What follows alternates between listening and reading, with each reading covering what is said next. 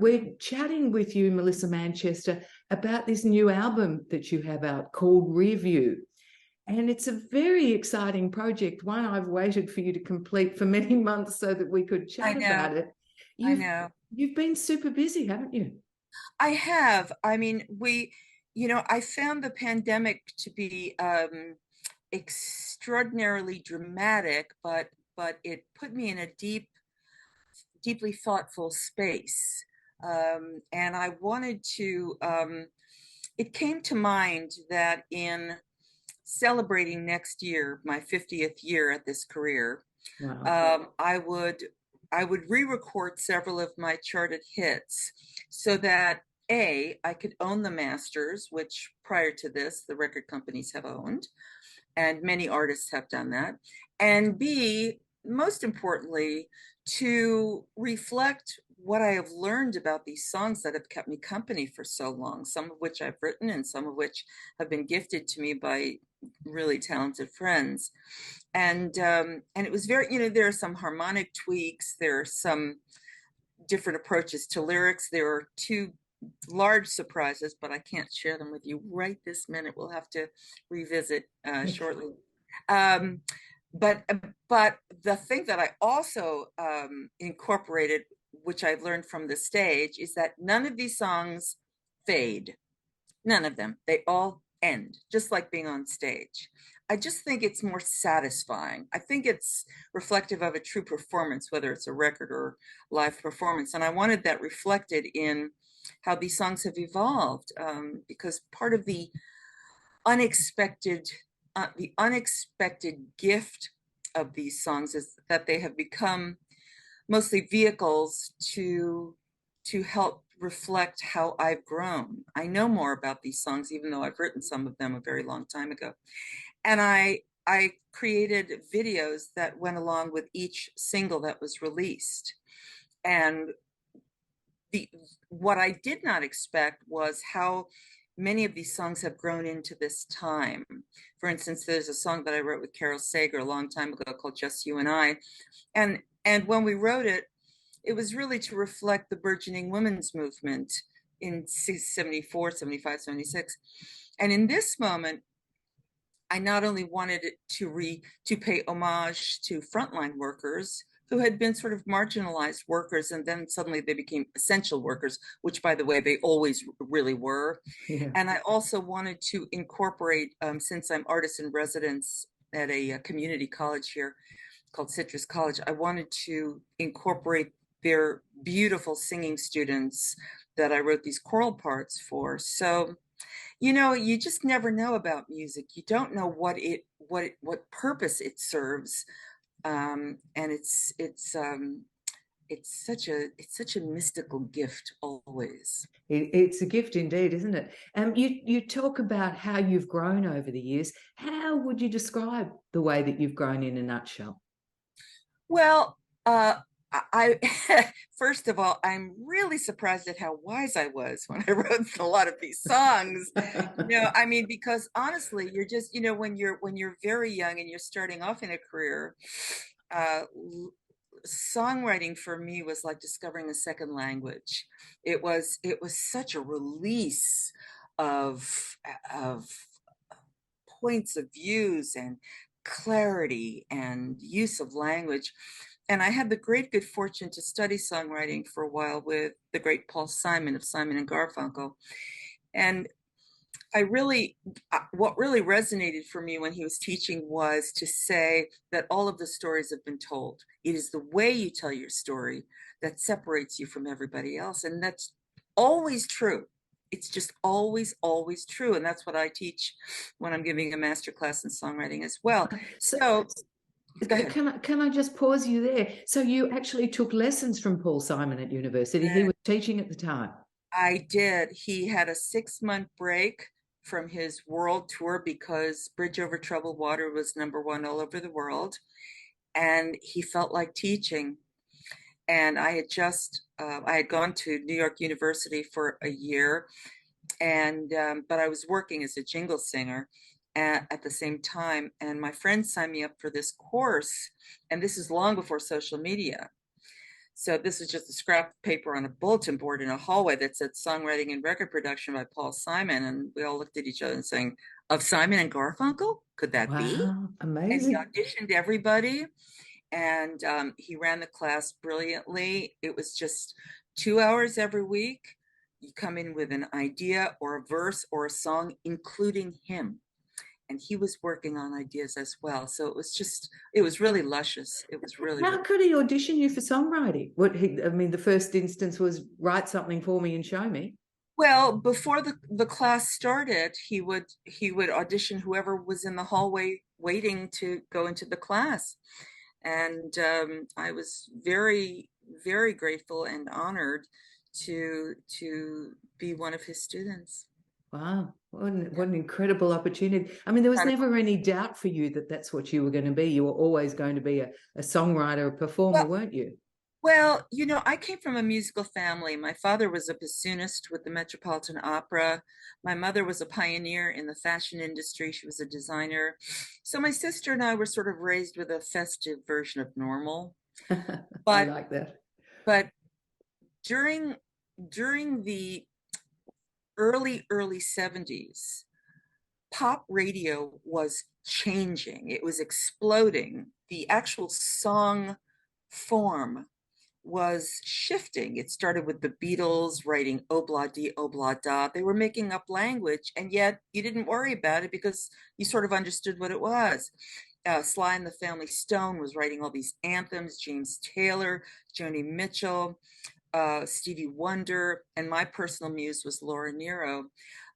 These were people that were suddenly infusing what had been Moon, June, Spoon kind of songs, or songs that came off of the Broadway stages, with with psychology and poetry and different shapes to the melody line.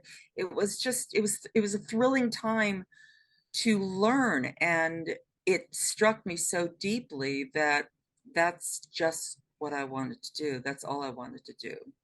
Yeah, and you've done it so well. You were in your early 20s then when you started playing around in the Manhattan on the Manhattan club scene, and Yes, you became yes. friendly with people like Barry Manilow and Bette Midler who were doing same, I believe.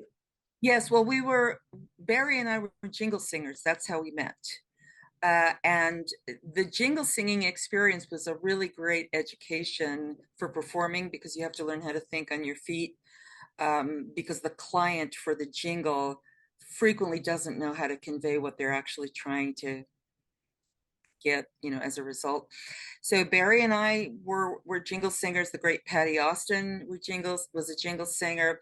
Nick Ashford and Valerie Simpson, the great songwriters of Motown, were jingle singers. And we made a good living so we could all make our demos so we could submit them to the record companies. And it took me 7 years to get a record deal, but I was paying hard dues. Like you said, I was playing in all of the clubs. I was playing in all the coffee houses of the colleges in the New York, New Jersey, Connecticut, Delaware area. And frequently I was playing with my back to the audience on a broken upright piano. Wow. Yeah. And, but yeah, yeah. And You, yes. And I met Bette through Barry. Yeah.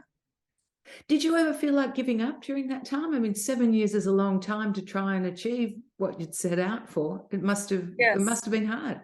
It was very frustrating because I could not figure out what I was missing. I just couldn't.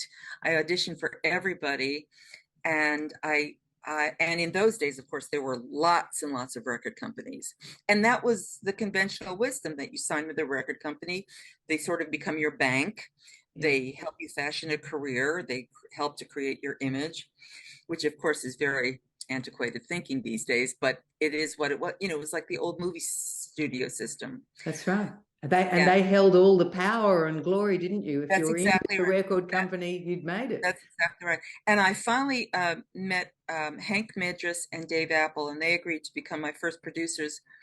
And they set up an audition with the late Larry Utall, who was the president of Bell Records.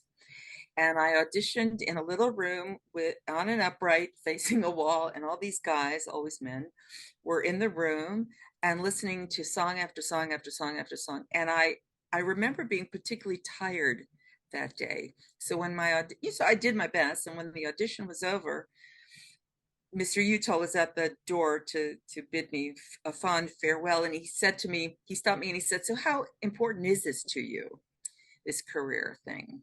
I said, "I will do this with you or without you. Have a nice day." And the next day I got a contract. I love it.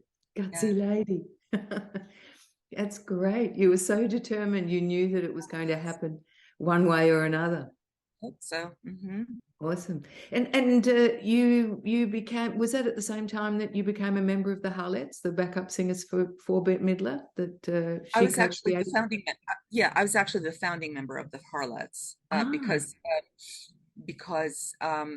Bette and her new music director, Barry Manilow, worked across the street from a club where I worked, on the Upper West Side of Manhattan. And Barry knew that I was a performer.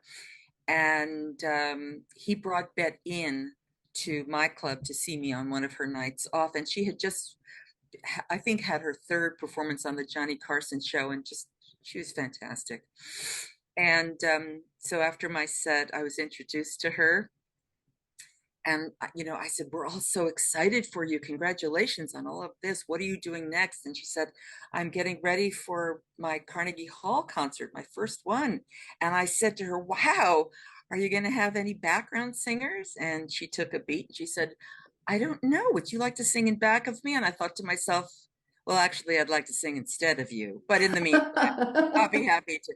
And so with Barry and we created the Harlettes, and I was the toots in the middle, and I worked for her for about 6 months, and it was so stunning to what, because she was still on the ascendant, right. and so stunning to see her brilliance just shine.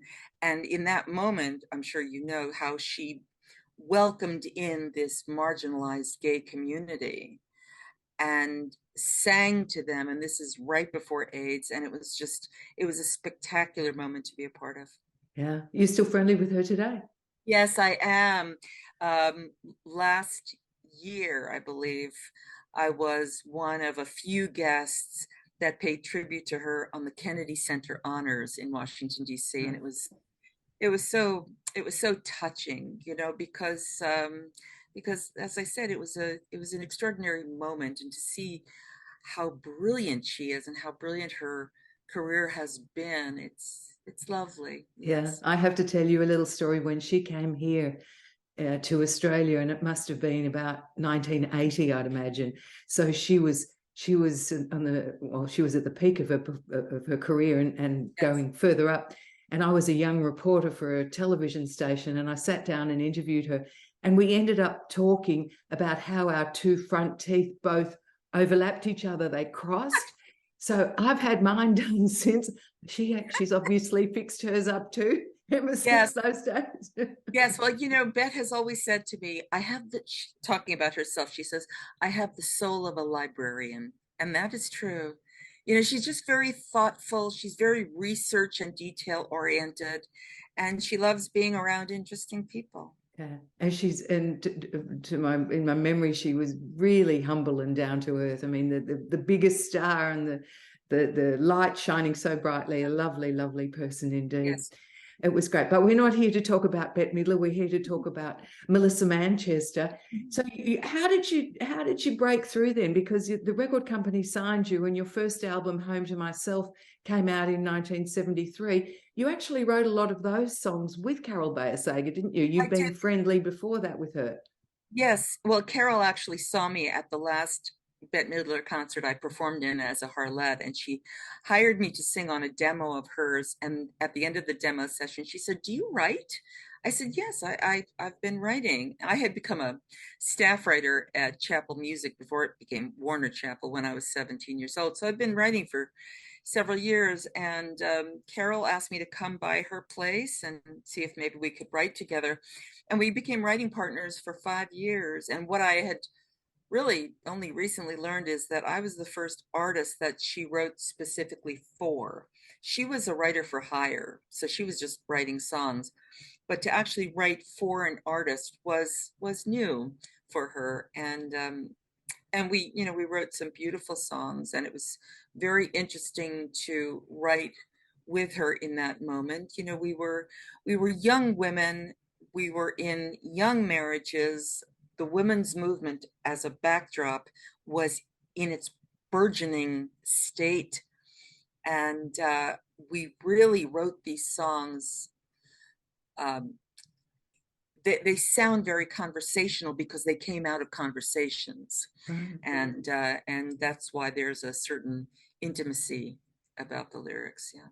But point us to your favorite one that you wrote with Carol.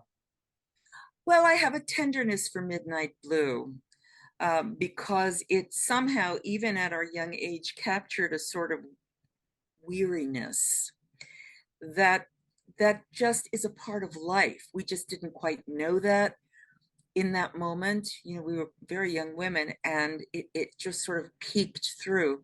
But I think Coming from the Rain has become somewhat of a standard. So it's I think it's my aria, and it's lovely. Why do you say that? Well, because it's like a play. You know, the song is one side of a conversation, and so it has, the lyric has a kind of an arc to it, and yeah. It's amazing how those songs still hold up today, isn't it? Yes. I mean, that's 50 years ago next year. That's right. That's why this Rearview project is so, it's a love letter to fans that have let me serenade them over these years, and they share their memories, some of which are just heartbreaking, and some of them are as sweet as can be. But we've been in each other's lives for a very long time, and I think that's worth celebrating. Absolutely. Does it surprise you that 50 years later, here you are still doing it and doing it well? Well, I had no plan B. This was what I was going to do, and the thing that's so interesting about being an artist, and it's so not for everybody, because unless you think the unsteadiness and the unsecure part and the unsafe part and the unsane part sounds like a really good version of normal, this is just not for everybody. But it's a good fit for me. My no 2 days are alike.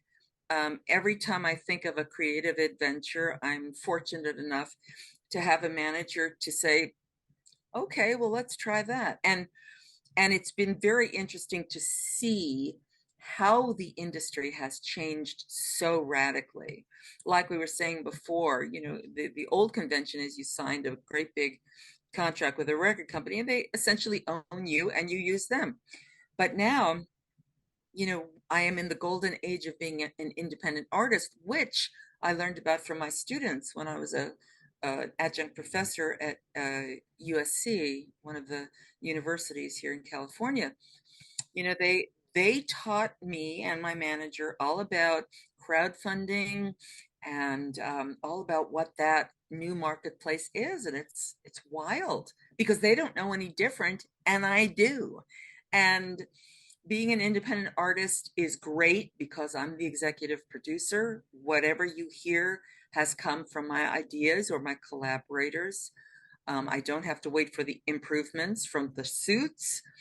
And yet, I have to create the funds, or I pay for this myself, and you do 4 times the amount of work, and yet it's fascinating because it's literally the reinvention of the wheel, but it's not round the way I knew it.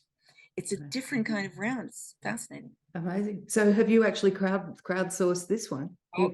No, not this one. No, but my album, You Gotta Love the Life, and my last one, The Fellas, we had some crowdfunding, and it was amazing because I didn't really understand what I was getting into, and your fans, they just sort of lean in and become like this village of aunties and uncles. At one point I had to delay a release, and I went on and I apologized and explained what was going on. And 201, they said, you just take your time. You just get this right. And I thought, what village have I stumbled into? This is wonderful. One that really believes in you. Yes, it's very touching. Very, very sweet. That's amazing. You mentioned the song Coming from the Rain in 1976. And that one went on to be covered by a whole lot of artists, including Yes. people like the Captain and Tennille and Rosemary Clooney, Eddie Yes. Gourmet, Cleo Lane, Peggy Lee. The list goes on and on. Yes. What was it about that song that they found so appealing? Well, I think you know, I am a member of what I call the bridge generation. We were familiar with those pop standards that came from Broadway musicals that could not have been written unless there was a musical and a character to write for. It's just what it was. So it was in the tradition of Rodgers and Hammerstein and all of that. And then when the singer-songwriter started to show up, there was still a sensibility in the air of what a long melody sounded like and what a long lyrical idea sounded like married to that long melodic line. And that was when songs were still melody driven. And Coming from the Rain is a melody driven song. What has happened over the years, starting in the early 80s, is that songs became rhythm driven. And in that spirit, melodies got shorter, phrases got shorter, and repeated and repeated and repeated, which is fine. It's just harder to develop ideas. There's a lack of lusciousness. And depth, I dare say, too. And depth, exactly right, exactly right. But so that I think is the driving force of Coming from the Rain. Oh, that's a fabulous explanation. I'd often wondered why the music that came before the 80s is so much better than what's come since then. And you've just given me the answer. That's awesome. The 70s continued, and you got to collaborate with Kenny Loggins and write his song with Stevie Nicks, Whenever I Call You Friend, which was a smash hit. Yes. An amazing song that turned out to be. Give us the backstory of that one. Who are you talking about? Well, Kenny and I, in those days, televised award shows were being made up. They were showing up with alarming regularity. It was not just the Academy Awards or the Grammys. It then became the American Music Awards and the People's Choice Awards. But Kenny and I were frequently invited to present, and we were always paired up. Pardon me. And we would meet in the makeup room, and we would sit in barber chairs, and we were meeting every 2 weeks. And he finally turned to me and said, "Can we meet in a room without a powder puff in between us?" And so I invited him over to my home one evening. And in those days, you wrote on a cassette on a boombox. So I had the piano, he had his guitar, he brought a bottle of wine. We wrote this song, Whenever I Call You Friend. He went into the night. I didn't see him again for quite a while. And in the last couple of years, I learned what happened when he left my home. He went to visit Michael McDonald from the Doobie Brothers. He played him his cassette of this song, and Michael's reaction was, "It's okay." That's what I just learned, because I brought my work cassette to the president of my record company, Clive Davis. And he listened to the song and he said, "It's okay." And I said, "Are you really? Kenny Loggins, nothing?" He said, "Nah, that song's okay." And then Kenny went on and had this major hit with Stevie Nicks, and it was a blessing. You proved them all wrong. Yeah. And you're still collecting royalties for the writing of it. Yeah. I like that. And the following year, you teamed up with, well, you didn't actually team up. You put out your version of Peter Allen's "Don't Cry Out Loud," Yes. which you got a Grammy nomination for. Yes, I did. Peter was so sweet. It was so odd, in retrospect, because I would write with Carol Sager, then I'd leave her apartment, and then Peter would come in because they were writing partners as well. It never occurred to me to turn around and say, "Why don't we write together?" Idiot. But Yes, that beautiful song was a gift to sing because it's stunning, really. Those lyrics are so dense and so rich, and the melody is so beautiful. And when I first heard it, Peter was singing a very quiet version of it. And I thought, well, this is the greatest lullaby that's ever been written. And then when I went into the studio, because I don't recall that I was ever contacted to have a discussion, there were 50 people playing in this symphonic version of the song. So the performance that you hear is one of frustration and rage, but it serviced the song. Huh? Yeah, it has. But I have, partly because all of the songs, really all of the songs that Carol Sager and I had written around that time, they were all about affirmations and life affirming and standing on your own 2 feet and finding your voice and la la la la la. And Because suddenly that's where the two of you were at then. yeah, and suddenly I'm singing this magnificent song where the first word of it is don't. And I'm thinking, how is this ever going to reflect well? But of course it did, because the song is spectacular. And yes, and I loved Peter. He was the dearest man. And I got a chance to sing on his last album. And it was great. Yeah. How did you feel? I mean, that song just was monster. It reached number 10 on the It was, charts and it was. stayed there for quite some time and earned you a Grammy nomination for Yes. Best Pop Female. How did you feel about that? What does that feel like? Well, it was thrilling, because no matter what anybody said, I'm not glib at all. To be recognized by your peers is an enormous honor, because there are thousands of records that come out every year.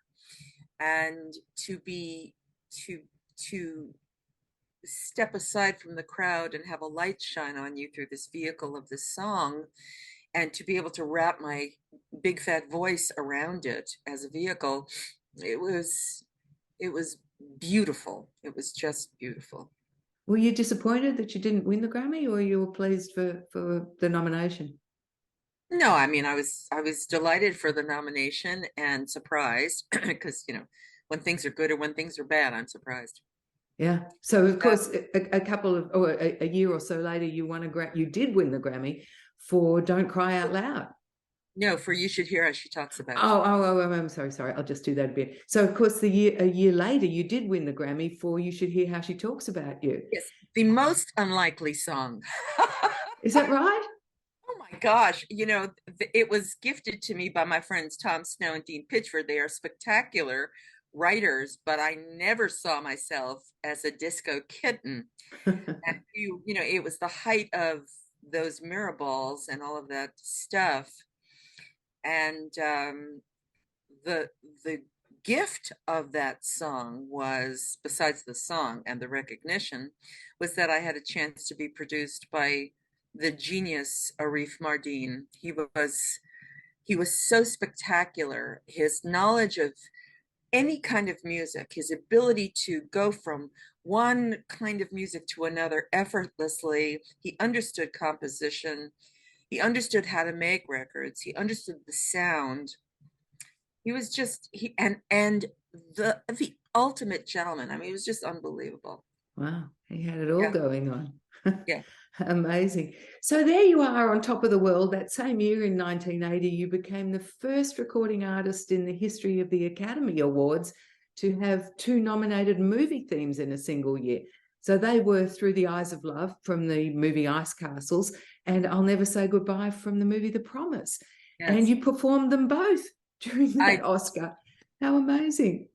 it was it was beyond. I was wearing my first Bob Mackie gown. I was wearing very high heels, and the director thought it would be a really good idea if I sang one song after another while walking down 2 flights of stairs with no banister. And I thought, please God, hold me in your hands and hold me upright so I don't fall in front of a billion people. Amazing. What do And you you, think? but you And made it. You didn't. No. I didn't know. And I sang both of those beautiful songs written by my dear friends Marilyn and Alan Bergman and David Shire, and of course Through the Eyes of Love by Marvin Hamlish and Carol Sager. And it was a glorious, glorious night. Yeah. How many Bob Mackie gowns have you accumulated since? I have quite a few. I bet you Yes, do. they're beautiful. Yes. Talking about Through the Eyes of Love, of course, that's the latest single that you've released from the new album, isn't it? Yes. Yes. It's, you know, Through the Eyes of Love became sort of an official wedding song. There are so many couples that have told me that they have walked down the aisle to that song or had their first dance to that song. And when I perform, the video that I use is this astounding video of Marvin Hamlish conducting a symphony that I was singing with. And so visually, I thought to myself, how do I top that? Because I wanted to make a new video for the song. And I thought, I'll let me go 180 degrees in another direction and simply tell the story of some of the people that have meant everything to me from the time I was born. Not anybody just folks, family and family friends and friends that have become family. And it seems that the song has once again now served a higher purpose, which is the mystery of songs. So we just released that. It's on my YouTube channel. And, I've had lots of people calling and weeping. Is that right? Really? Yes. You've Yes. touched so many people's lives with that song. Yes. Yes. So it's been a real blessing. What was it? What's the story about the lyrics? What were Marvin and Carol writing about in Through the Eyes of Love? Well, they had been assigned to write a song for the film Ice Castles. And it was the story of this ice skater and her boyfriend. And during the course of the story, the ice skater has an accident and goes blind. And at the end of the film, we see her on the ice skating rink once again, finding the courage to skate. And her boyfriend is there. And of course, he's weeping, and everybody in the audience is weeping. But Marvin told me, because I was very fortunate to be friends with Marvin, and he was a tremendous fellow. But he said that in watching the film before they had scored it, the image of her doing the skater doing her figure eights, it made him hear the notes da da da da da da da da da da, and that's the opening. Those are the opening notes of the melody. And of course, Carol, part of the joy of writing with Carol is she has this uncanny ability to write a first line that makes the listener feel that they are listening in on the middle of a conversation. So you're pulled in right away emotionally. It's beautiful. And she's still writing today? She is, yeah. Not so much, but she is. And you've maintained your friendship with her too? We have, yes, we have. But I don't write with her anymore. I tried once to recapture something, and we just, we had both moved on. But she's living a good life. Oh, good to hear. And we're chatting with Melissa Manchester. What would you say is your absolute favourite song of all the ones that you've done and now appear on the Rearview album? Which one do you like singing best? Well, I don't know. It's impossible to answer, particularly now that I've re-recorded all of these songs, because they've been refreshed and they have, like I said, grown into this moment, which I did not see coming. And so to be able to reconnect and recommit to these songs, there's not one standout. There are, however, a couple of surprises which may turn out to be standouts, but I will have to share that with you. No, I will have to share that with you in the new year. All right, we shall look forward to that. On that note, Melissa Manchester, I'll let you go, and thank you so much for being so generous with your time. It's an awesome album. I love the way that you've reimagined all of these classic songs. And I guess what you're going to do is pick up a whole new league of fans that weren't around when they first came out. I hope so. Yeah. Thank you so much. It's been a joy talking with you.